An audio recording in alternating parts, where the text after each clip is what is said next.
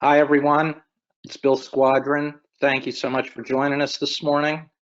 I wish all of you the best. I hope you're all managing as well as possible during this intense period we're all going through, and staying as well and as safe and as healthy as possible, including your family, friends, and networks.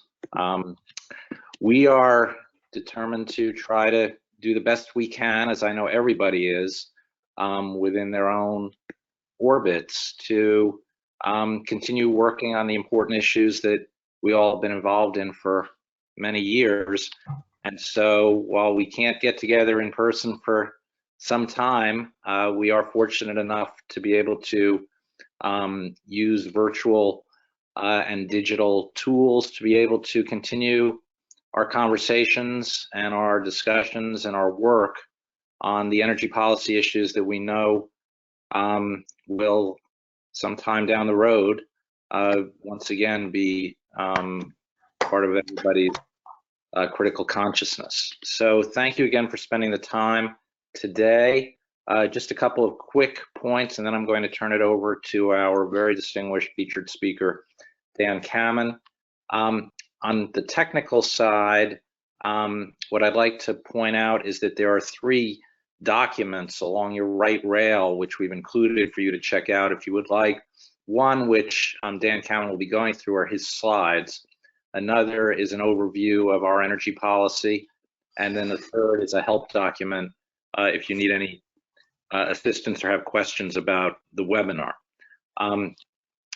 Dan will be doing a presentation for 20 to 30 minutes, and then, as we always do with OEP events, we're going to be opening it up to question and answer. The way to indicate that you have a question is the raise hand icon that's along your right rail, and what we would ask you to do is have your question ready, indicate that icon, and then we will call on you and unmute your microphone so that you can then ask your question, and then we'll turn it back to Dan Kammen to answer it. So that hand icon, when we get to the Q&A period, will be the way in which we would encourage all of you to prepare and ask your questions.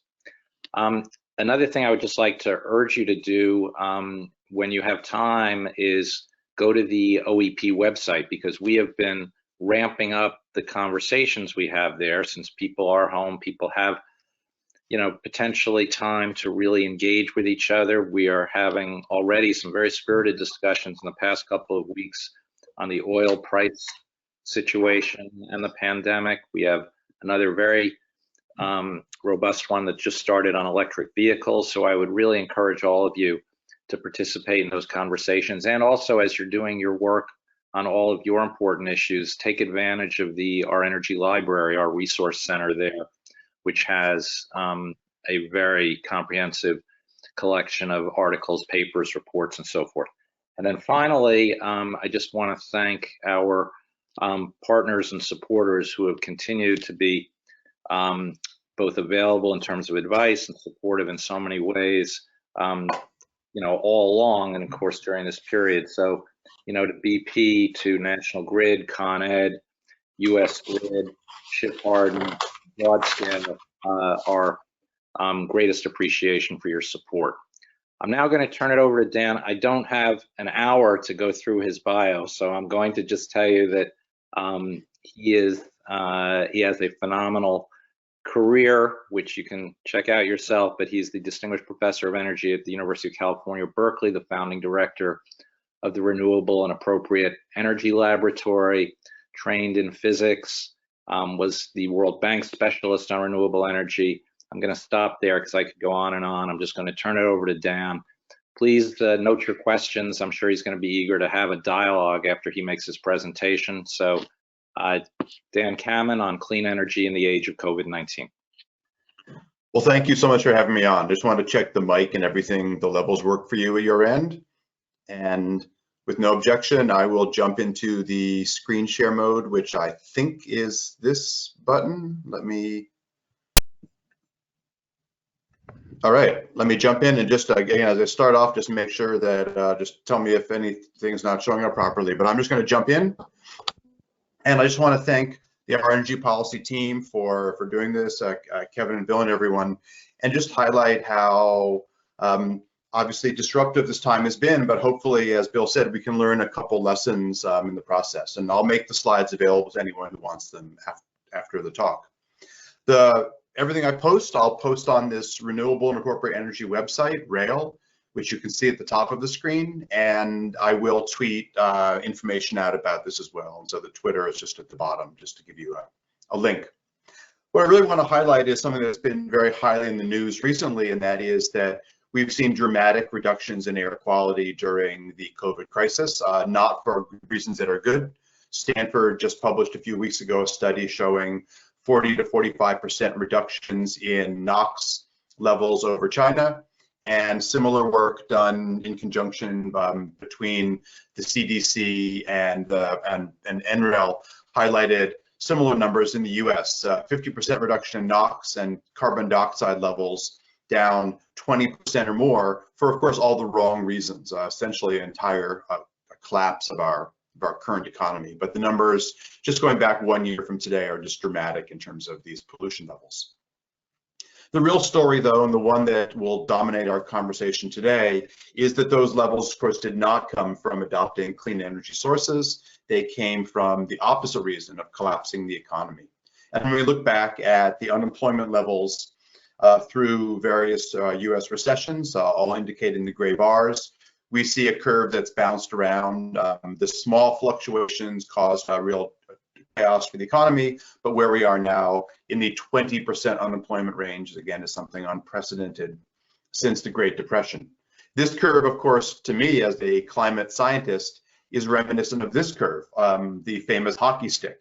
And of course, if I toggle back and forth, the unemployment numbers and the CO2 levels have a eerily familiar hockey stick, meaning we are in uncharted territory. And what we learned from the Great Depression and what we are learning now from COVID and climate is that unprecedented situation requires us to take serious action. And so this talk will really be about serious action, but learning hopefully some important lessons from the past. I think the biggest aspect is that while certainly COVID has, as it should, our attention right now, it's also teaching us a number of lessons. I'll try to highlight those fairly quickly to get us started. The first one is that unfortunately this protest poster is correct. Every disaster movie does start with the government ignoring a scientist, or thousands of scientists in the case of climate change, because as horrible as COVID remains, it is essentially the little wave in front of the big wave that we know is coming from climate.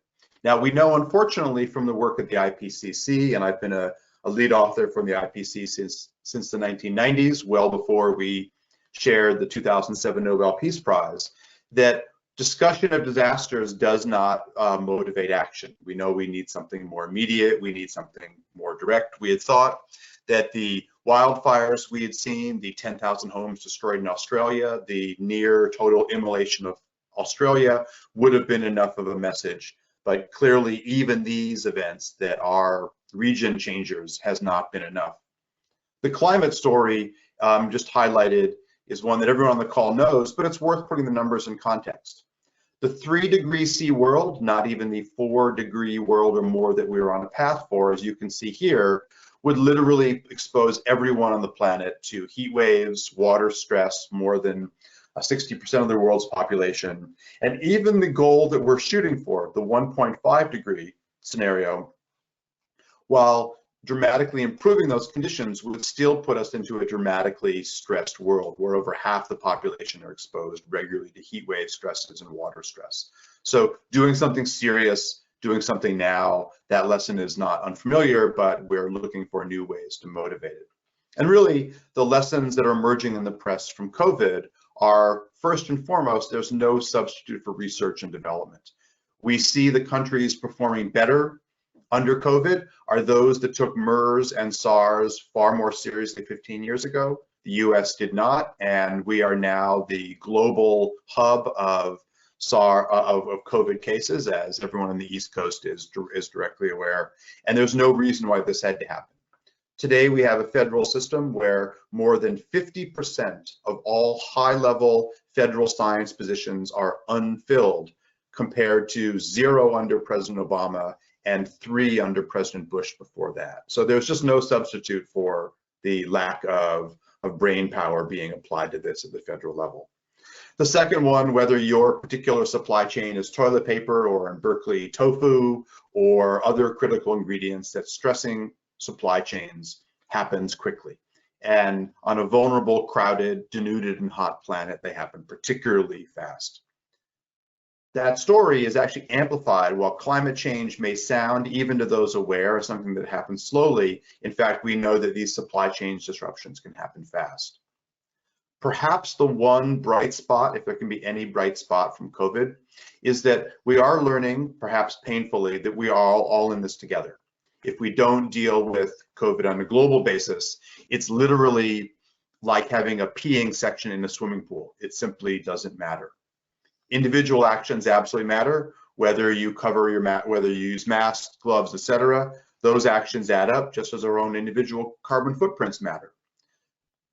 The key feature here is the need and the role for education, and perhaps the most critical lesson, the one that we are learning very painfully, watching COVID illness rates in the African American community up to 4 times higher than the white community, is that we're only as resilient as our investment in the least able to defend themselves, the most vulnerable. So environmental justice is no longer a fad for the left. It's a critical feature of how we deal with these issues. In fact, I won't go through in detail, but the real interesting lesson here is that while this pandemic has resulted in these 40% or more reductions in NOx and 20% reductions in CO2, the fact is it's happened in just a few weeks, not even months. And so if we could do this in a way that's economy stimulating, we have in front of us right now with COVID a fascinating lesson of how quickly things could change, and on the emissions level, sometimes do change. So if we look at this on an analytic basis, my own laboratory builds one of the models that are used to analyze energy transitions. And in this talk, I won't go into any detail on the switch model that we started to build in my team almost 10 years ago, and now work with all the governments you see in green in Western North America, in Nicaragua, in Mexico, in Chile, in China, in India, and Bangladesh, and Kenya, where we build a model of the power system to think about the energy transition, not only for stationary power, but also for electricity. And the lesson from these models is that we literally could do this in a decade, essentially aligning with the Sanders plan if we invested these resources. Now, one of the key tools in that, in that arsenal is that we've learned from the famous learning curves, or the Moore's law curves for solar, that the cost of a technology scales roughly as with the power law of the volume of production. And this cost curve for solar is replicated technology after technology. In fact, everyone loves to talk about how cheap solar is, which is true. But when we look at the array of new products ahead of us, from flexible to wearable solar to transparent solar cells, we can really see that even though costs have made solar now the second lowest cost technology, solar and wind are currently the country's lowest cost new sources, that this also applies to technologies like batteries.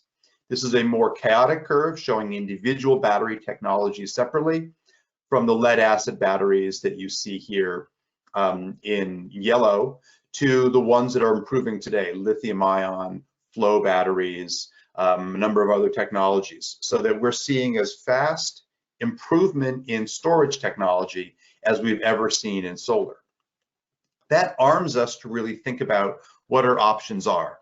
This is a wonderful resource built by University of Texas at Austin. It's the Levelized Cost of Energy Planner. And so what I'm showing here is the cost of overnight technologies, meaning if you wanted to start a project tomorrow morning, what's the least cost across the country? In fact, we see in the rust color there, natural gas is the least cost in the Pacific Northwest and parts of the South and a bit of the far Northeast. Solar in purple, or mauve, I guess, is the least cost in the Southwest, in some coastal areas like North Carolina, where Bill is, and wind is the dominant in the middle of the country and where I'm from, upstate New York. Nuclear has a small patch of least cost in the Upper Peninsula area. Well, that's at no cost for price of carbon. We know that's not a realistic number. It might be the political choice today, but it simply doesn't make sense. In fact, if we jump to the price of carbon in California and in Quebec, $20 a ton, the map changes a bit. I'll toggle this at the risk of giving some an epileptic event, but you can see that the solar expands dramatically, so that gas is now minority least cost and the solar and wind world really dominates.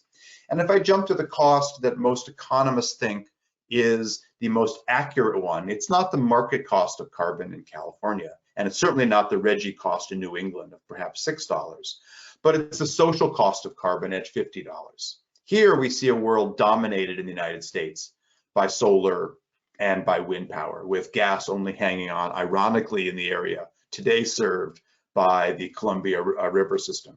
And I highlight this because it really sets the landscape for if we started a project today or projected ahead, where we might be. Well, that projection ahead is what I'm going to talk briefly about, and that is, we know, of course, our emission levels are rising, but more worrying to me as a physicist is actually not the peak, but it's the slope. The blue line is 3% per year innovation. That is something we've only seen in Denmark and in California and in China for less than a 10-year block of time.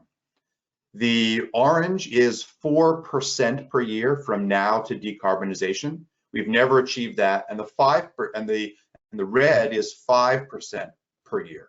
Those are numbers that we have never achieved. We've only ever achieved the blue, and never for the multi-decades. So we need not only a push to get us going, but we critically need a way to sustain that effort. And I want to highlight that, sustain that transition, because that is even bigger bugaboo than getting us going in the first place. I want to highlight that these levels are achievable. From a recent paper Amory Lovins and colleagues and I brought out, you can see here that while back in the 1980s to 2000, the world never achieved a level much more than 1%. As we started to invest significantly in energy and as the prices fell, we even peaked in 2015 at a time when our levels were over 3% on a global basis, dramatic numbers. But bad policy choices also have repercussions, and you can see that in the last few years, that rate has fallen back down to essentially the 1980s rates of insufficient innovation to get us there. The California case is particularly instructive because while we missed our 2010 target of being 20% powered by renewables, we not only achieved our 2020 target of 1/3 powered by renewables, but we exceeded it. We are already at 37%.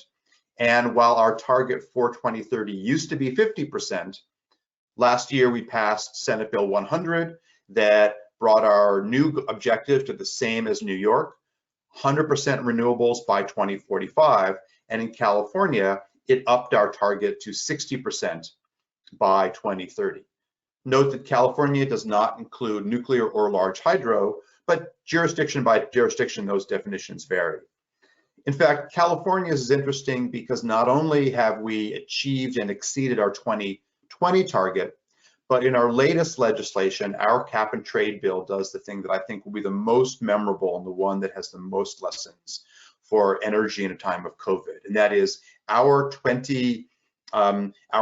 bill, Senate Bill 32 and Senate Bill 100, call for 35% or more of the revenues from our cap and trade program, currently at $10 billion a year, to be spent in areas that are the most impacted and the most marginalized populations. One of the pieces of that was in the news considerably last month is that California's plan required that every new home built after January 1st of this year meet its net energy load by on-site sources, so energy efficiency and rooftop solar, and that is now the law of the land. What California also did, and by the way, California builds about 1/5 of the nation's homes, is that we also passed at the same time a requirement that all office buildings be net zero by 2030. Now, the first one is bold on the national basis, but is hardly rare. California already has 1 million solar rooftops, but we do not yet know how to do office buildings because we do not yet deploy on commercial scale transparent solar for windows. We do not currently install heat pumps or fuel cells, but California passed a requirement that challenges us technically and forces us to innovate. We have lots of interesting examples of where this is playing out. Companies like SunRun that produced this slide, SunRun is the country's largest installer of solar, is now installing battery systems consistently with those solar panels, pushing down that storage curve at rates similar to what we're seeing on the solar curve. And in fact, the California Public Utilities Commission recently rejected 4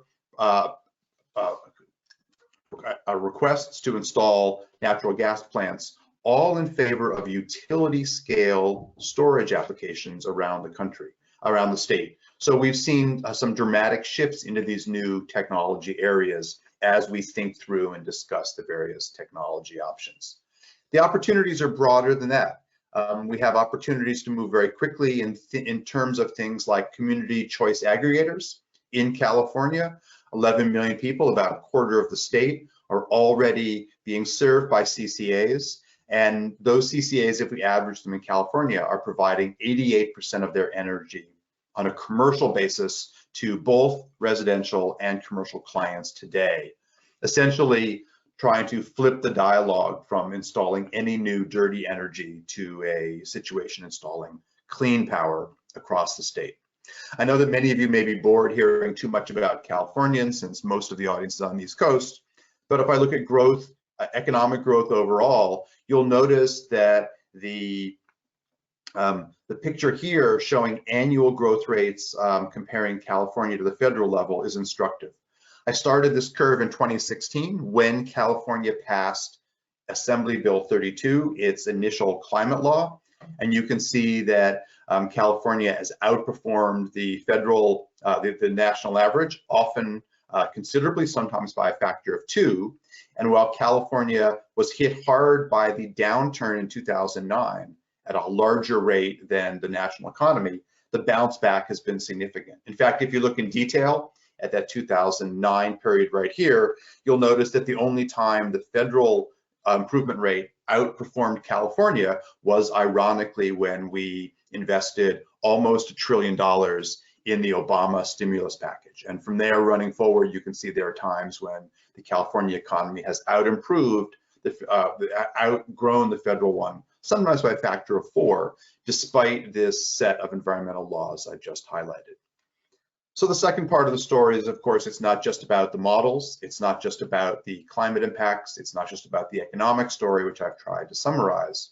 But if we look at recent polling, this done by Data for Progress, what we see here is that renewable energy, smart grid technology, battery technology, electric buses all poll significantly well. This is a March 2020 poll of 4,500 individuals, and it highlights that the clean energy sources across parties, across regions, polls remarkably well. I'll leave the issues of why meat substitutes aren't polling as well as others for a separate conversation. As we think through how we can take advantage of this sad time with COVID, I want to highlight, and I'll conclude the PowerPoint part of the presentation by noting that last Monday, a team of us, and you can see the authors here, released a green stimulus package, an open letter to Congress. The website at the medium where it was first published is at the top. And this green stimulus has opened up quite a dialogue. If you Google it or go onto the site here, you'll see the hundreds of news articles, the more than 2,000 signatories, now including members of Congress who have signed on to recognizing that while the stimulus package passed last week for COVID, $2 trillion there was a needed first step. Everyone, just no matter what your economic bent is, recognizes that a one-time shot of $2 trillion is simply insufficient to deal with the unemployment levels we're seeing here. That $1,200 per taxpayer for those who qualify is barely 1 month's minimum necessities, And so thinking much larger and in a more sustained way is what this green stimulus package is all about. In fact, the green stimulus also comes to about the $2 trillion level, and it's meant to be money for recovery. So critically, this is a package where we recommend it would be renewed annually at 4% of GDP until the economy is improved, and in this case, fully decarbonized and unemployment rates return to those levels below 3.5%. Of course, a package like this needs to reach across the economy, and our analysis, and again, the downloadable version, and we hope that some of you will not only download it, but will sign on to it, takes the sectors one at a time. And while I wanted to put everything on screen, I recognize that slides full of words are a dangerous way to begin the conversation. But if we look at labor and housing, transportation, energy generation, land use, financing, and foreign policy, I'll put them all up, not meant to overwhelm, but really highlighting that we have shovel-ready projects in the clean energy space. And one of the most critical features is that energy efficiency and renewables are in fact shovel-ready in the sense that those projects could begin right away, and that the build time for these projects is on the order of months, not years, whereas fossil energy projects and nuclear are years to decades.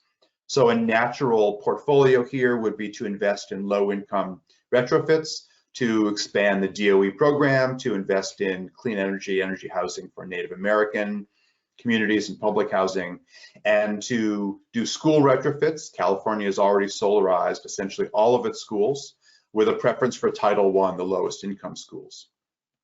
In the transportation area, reinvesting in public transit is critical. No interest and no match loans for local governments and transit authorities to clear backlogs of needed projects as a way to move money immediately into people's hands, and funds to invest in EV infrastructure to make the EV revolution one that is equitable. So we don't have charging stations for the affluent and not for the unaffluent. In the energy area, there's a very clear list of things we need to do. We certainly should expand and restore the clean energy tax credits for renewables. We should open up federal lending for nonprofits and low-income communities as well as corporate funds. And we should have a loan guarantee program for clean energy manufacturing. We also know that we need to sustain this, and so expanding the ARPA program, the Advanced Research Projects Agency for Energy, by at least a factor of 10, from 400 million to the billions, is a natural start, and to build similar programs in ag, transportation, and housing. Land use is a critical part of the story, certainly to make people whole. Expanding food quality programs through the various low-income and food supplement programs and for school programs is critical. Classifying farmers markets as essential services so they can have loans to make healthier food available to Americans, something that should resonate during COVID, and targeting opportunities to build farming opportunities for disadvantaged communities, women, minorities who have asked for access to farming but can't get the funding. Something from the Inslee platform when he was running for president is to give carbon credits for sustained low-income, carbon sequestration efforts. And at the national level, we have a variety of strong financial options, building a national green bank, taking models from New York and Connecticut, passing a Federal Reserve Act so that green investments, green bonds can be as secure as those in the Treasury, and that we can assist tribal colleges, community colleges in green job training, something we've seen had remarkably quick effect in both Morocco and Denmark in terms of building a green energy workforce. On the international level, there are obvious first steps as well. Certainly one of the best ways to go is to set fair trade agreements. California has a green trade agreement both with Scandinavia and with China, and to expedite our overseas aid when countries adopt 1.5 degree targets. And one that affects me personally, to build part of that brain trust back to restart the Science Envoy program that was used effectively under our last president, but unfortunately has idled under the current administration. I'm going to close here, but recognize that there's multiple opportunities to learn from our mistakes. We've already learned that when the economy has boomed, housing prices have shot up in the areas with the best jobs, leaving the lowest paid individuals out where they literally have to drive till they qualify to find properties to purchase or to rent. That makes no sense on an equity basis, and it makes even less sense on a carbon basis. So infill green housing is something that we have still yet to pass in California, but it's the subject of this recent New York Times op-ed that I did with California State Senator Scott Wiener. In fact, the last bit of the story is that even our initial installments of solar have taken a socially unjust bent.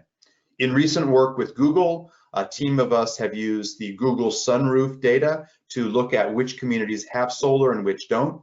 And while I won't go into the details here, what we find in this project is that when we look at communities by racial makeup, when we control for income at the household level using census data, that solar is 30% less likely to be on the roof of a Latino-dominated neighborhood and 70% less likely to be on the roof of an African-American neighborhood. And I'm defining those by being more than 51% of a given ethnic group. And I highlight that this may not surprise you if I wasn't controlling for income, but in this work with the US Census Department, we controlled for income. And those numbers, as you see here, are highly consistent across income levels, from the poorest communities to the most affluent. So it's not a function of, do you evolve into access to solar? We see a racial segregation across areas. Again, I'm going to conclude there. I know I've run through some of those fast, but to hold time for conversation, I want to thank you and note that I'll place the slides here on the Rail website. I've given them to Our Energy Policy. And again, the Twitter feed at the bottom is where we comment on this as well. And so I will stop there. I recognize I've run fast, but I really want to thank you all for being on this dialogue today. Thank you very much, Dan. Again, this is Kevin Marin with Our Energy Policy. We're going to be opening up the Q&A portion of the presentation at this point. As Bill mentioned in the intro, you will see a raise hand icon in your GoToWebinar interface. It'll be the button at the bottom beneath your microphone and full screen option. So if you would like to go ahead and ask Dan a question and do so audibly, please raise your hand. I will unmute you, recognize you, and give you the floor. Thank you. I do see a few questions already. I'd like to hand this over first to Mallory Huggins. Bear with me one moment. There we go, Mallory. Hi there. This is Mallory Huggins with the Keystone Policy Center. Thanks for the presentation, Dan. I was curious to hear you talk a little bit about how land use and siting, both for generation and transmission, and how that factors into all of this, given that we have trouble siting almost anything in this country. And so I imagine that improved storage and technology, especially for solar, will sort of reduce the need for serious land use. I imagine we'll still need to ramp up significantly. So I was curious to just hear you talk a little bit about that. Well, that's absolutely right. Mallory, I think you hit one of the key issues, and that is that many of the delays in projects, renewable or fossil, are because of the siting battles. On the one hand, storage does make this much easier. You do not have to co-locate the storage with your energy system. In fact, in California, using that model switch that I mentioned, we were able to pass through our Public Utilities Commission a requirement that by this year, 2020, we have 2% storage capacity, not using conventional, so no additional pumped hydro. And these facilities in California have mainly been utility scale lithium ion and flow battery systems. And so you can place those not only where it's convenient land use wise, but you can also do it in places where the grid is weaker. And so certainly that's an opportunity. The other part of the story, though, is that the siting timetable across the country for renewable projects is markedly faster than fossil projects. And I'm not just talking about the gigawatt scale largest wind farms. We are seeing that because you can, of course, downscale and do smaller solar installations, wind projects. And so this back and forth, the dialogue with the PUCs, with the FERC at the federal level, and with many of the local siting agencies that will permit very quickly, for example, localized efforts. In both Texas, where I've worked, and in parts of California, we've seen municipalities fast track the installation of 1 to 20 megawatt wind and solar projects, and do so in a way that sends a clear message to builders. One of the tools used is to move clean energy projects. be it rooftop solar or these intermediate scale utility projects, to the front of all planning queues, cutting off in the wait time that used to be months to years to days to weeks. That, of course, makes the projects dramatically cheaper. So this does require a dialogue between the states and the feds for the largest projects, but it's an area where there's a huge advantage for renewables over fossil projects. Great, thank you, Dan. Are there any other questions? Again, just click the raise your hand icon and we'll go ahead and give you the floor. See a few more coming through. We'll go with Bruce Dale. One moment. All right, Bruce, you have the floor. Morning, Dan. This is Bruce Dale. How are you? Very good. How are you doing? Good, thank you. I've got a question about the financial aspects of this. It looks like one of the casualties of the COVID-19 might be our financial system. I'm sure you know we're already badly indebted, and we're going to put another $2 trillion on our bank account here pretty soon. Plus, that's coming at a time when goods and services will be reduced. So it looks like we're in for a bout of inflation at the same time. Have you given any thought to what the impact of the availability, the impairment of ability to form capital might be on these projections? I have. Certainly, there was a call recently with the federal banking chairs, and on the one hand, you'll notice, of course, that we've been running a higher level of deficit under this current administration than any in recent history. So apparently, at some federal level, they're not concerned about the very important point you highlight. But the assessment of the jobs impact of a program like I laid out here in the green stimulus is actually quite different than that. And the critical feature is that, well, we'll have to be much more attentive to inflation once we get Americans back to work. The other part of the story is that investments in renewable energy and energy efficiency actually pencil out in documented data reported by the Federal Energy Information Agency, reported by the central bank in the United States as a far better investment in that regard. Now, this is one where the renewable fossil fuel industries lobby, but if you think about it, it actually makes very clear sense. We already know that per dollar invested, we get significantly more output on a jobs basis by investing in renewables than fossil. It's up to 3 to 4 times more jobs per dollar invested in energy efficiency than in fossil projects, and it's up to 2 to 3 times more for solar and wind projects. And of course, the genesis of this is that when you're investing in clean energy companies, that all of that money is going into building companies, worker training issues. None of it is going to buying the fuel itself. And so in terms of a means to spend that large slug of money, again, we're advocating for $2 trillion now, and then up to $850 billion a year thereafter until we get unemployment levels down in the country. That's actually investment in Americans for doing jobs here in the country and for exporting technologies. And the United States has fallen off dramatically in its export, unfortunately, under this current administration, essentially leaving the most lucrative energy market in the world to China, which has not ramped down its leadership in this area. And so while inflation needs to be monitored closely, there's broad support back and forth across the aisle that whatever we do, inflation needs to be monitored, but it's really getting Americans back to work will be the strongest issue, and that will be ultimately the one that controls inflation the most. The level of debt is critical, but if the US does not become a leader in the export opportunities for energy projects, we make it very difficult because, of course, our own energy consumption under non-COVID times is roughly flat, whereas the global demand is growing at 2 to 3% per year. So there's a long-term investment in becoming a leader in this economic sector. Okay, next question. Again, please raise your hands and keep them raised until we can get to you. We have Cecil Sheeb. Cecil, you have the floor. Thank you. Dan, I'm curious if you could comment on some of the resiliency aspects of the power network, you know, the various benefits of having to rely on power plants that are, you know, incredibly complex and only kept running through the constant ministrations of highly trained and very difficult to replace people, as opposed to things like maybe PV plus batteries that are basically zero moving parts and can go for days without operation when we're facing these issues with having personnel on site? Thanks.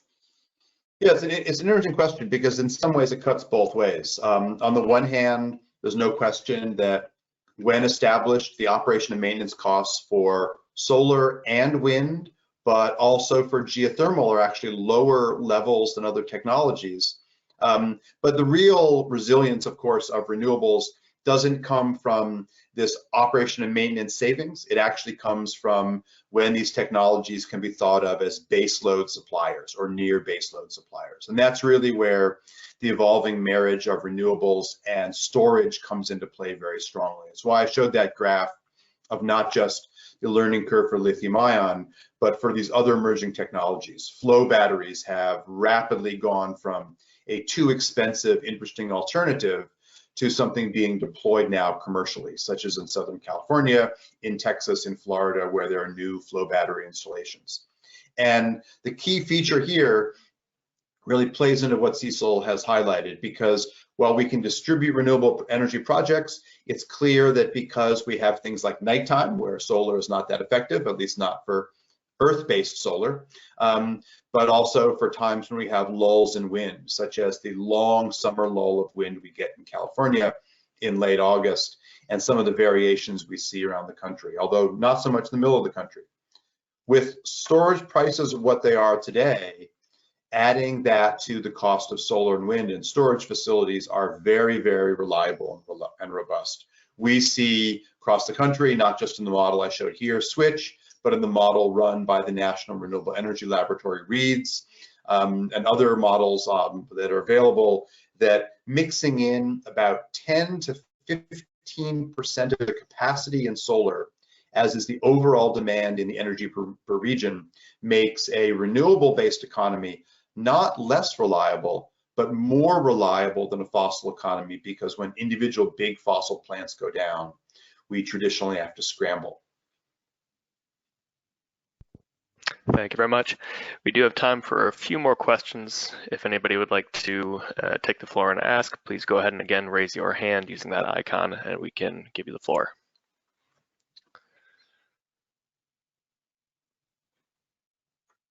Okay, I'll hand this off to Yossi Hollander. One moment, please.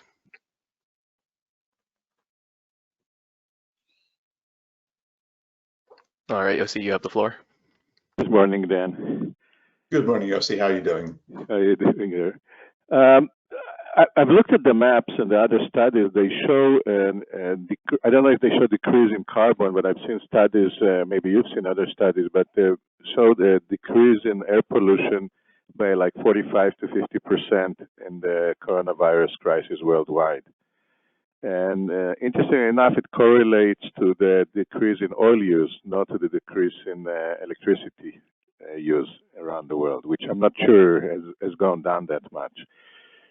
So again, I don't know what the carbon print of that, but maybe you can relate to it, because almost everything you talk about is electricity based, while at least from a pollution point of view, I don't know from the carbon point of view, most of the corona effect has been from transportation, but none of the solution you've discussed is the transportation. Well, I think I would actually differ on that. The first slides I showed the NOx levels over cities both in China and the United States, where we know very clearly that those NOx emissions are largely due to transportation. And we do see 50% or more reduction in NOx. We see about a 20% decrease as well in CO2 emissions, which is of course a mixture of vehicles and energy from power plants. And it's true, in the country today, transportation is now the largest source of emissions, largely due to the transition to renewables we've seen. But critically in this process, one of the key elements here is the ability to utilize electric vehicles is a major part of the story. And I'm not sure I have screen control anymore. I won't try to jump ahead to it, but some of the additional slides I put in here highlight what we've seen now in California, where we have almost 1 million electric vehicles in place, and China, the global leader in electric vehicles, with 5 million EVs in use today. And of course, EVs have two critical pieces of the equation here. On the one hand, electric vehicles come with their own storage, so they essentially build out more storage capacity. In fact, vehicle to grid, putting power back into the grid from vehicles when they don't need it, is currently under early deployment tests in a number of countries across Europe and here in the United States. And one of the really interesting features here is that this transition happens quickly.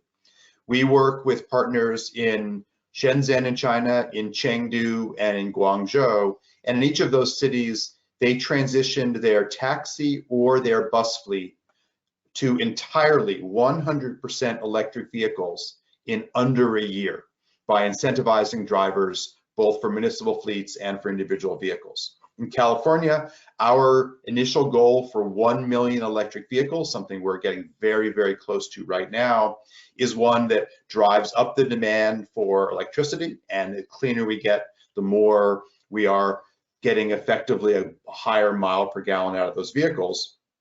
And we're also now starting to see the diversification where both in China, in California, in Scandinavia, we're not only looking at electric vehicles, but hydrogen is coming back into the equation as well. And this, of course, is interesting because hydrogen has a variety of ways to be produced.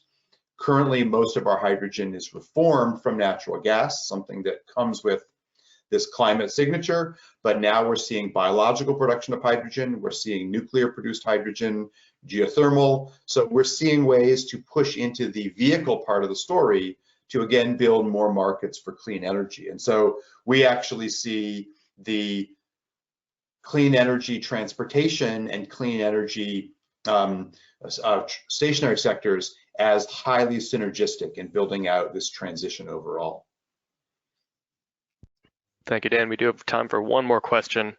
I see Greg Hale has a hand raised. We'll go ahead and unmute you, Greg, and you have the floor. Thanks. Good morning, Dan. It's Greg Hale from NYSERDA. Just one quick comment on my question. I did read a study yesterday that correlates a 15% increase in mortality from COVID with a fairly modest increase in pre-existing air pollution. So I just think that's a really powerful fact that we can all use in our advocacy going forward. Yeah, no, in fact, so I started my energy career actually doing work on biomass cook stoves, and I often get kidded in my courses that I find a way to relate energy efficient cook stoves to all topics. And what you're seeing is that exactly right here. That data you're referring to comes from New York City, and it's actually a 1 to 2% increase in pollution combined with COVID results in that very high death rate. And so this is yet another co-benefit of the transition to clean energy. If we really do push to clean energy, we reduce the stationary sources, but as you also highlighted, the transportation story is really critical here. And the more we adopt aggressive EV policies, as California has and New York is now putting in place, we get that synergistic benefit. And it's one of the reasons that in that early slide, I highlighted not just the California $20 a ton price of carbon, something that I was on the committee that established, but the social cost of carbon that my economics colleagues are highlighting as the critical way to go to really look at the benefits. And the health benefit that you're talking about from better air quality and from our own health, better ability to be resilient is one of those many co-benefits. And certainly the lost livelihoods under a more polluted world is one of the things that we want to play up. And so that New York City study is really a graphic indication of how much better we can do if we do push this transition with a real serious effort here, like this green stimulus we highlighted. So it's a great point. Yeah. Thanks, Dan. It's Bill Squadron again. I want to thank you very much for taking time. And if all of you didn't pick up on it, Dan is on the West Coast, so 7 a.m. Start where he is. So particularly appreciative of you spending the early part of your day with us. Thanks to all of you for joining. We will be both making this available as a recording. So if you'd like to have a chance to go over it in sort of a more deliberate pace and detail, Dan's gracious enough to be sharing the slides as well. So that'll be available. We'll also be letting you know about our next in this webinar series, which will be the week after next. You'll be getting information about that shortly. And lastly, just all of you, best wishes, stay safe, stay healthy, and we look forward to seeing you again soon virtually in a couple of weeks. Thanks, Dan, and thanks to everyone. Thank you all so much for being on.